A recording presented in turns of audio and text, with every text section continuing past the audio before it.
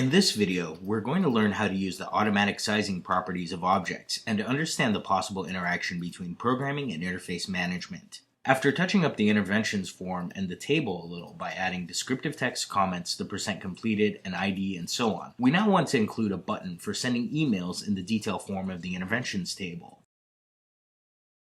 This email will be sent to the technician in charge of the intervention. To do this, we need to add this button and the email input interface. We've created a mail project form as well as the detail functions method that will call to cancel or validate a dialog.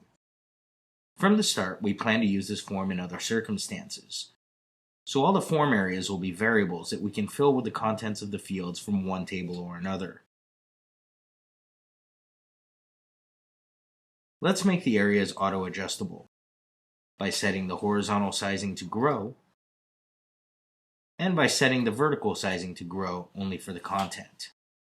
We now need to indicate the type for these variables.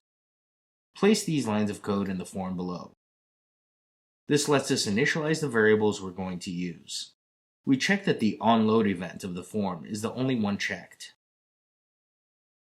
The button for sending an email, which we'll program later, comes from the picture library. It's the mail button that is found in the PNG files provided with the example database. The dialog box is now ready. We can create, at the bottom of the intervention detail form, the button to call this dialog box. The method associated with this button is as follows. We assign values to the variables with concatenations if necessary. Then we ask to create a container, in other words a window, where we'll display the email dialog box, and then we'll close the window. Now let's see whether this dialog box works.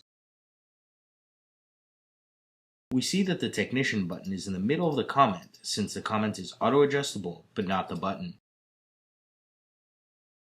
So we're going to fix this by indicating in the button properties that it must be moved vertically when the form size is modified.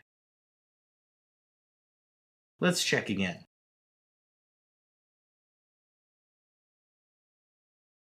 The button now moves according to the window size. We're going to trace the method of this button. Check that the variables have been assigned values. Create the container and display the dialog box. We find the intervention information, the button for sending an email that we'll program later on, and if the window is reduced or enlarged, the objects are resized directly.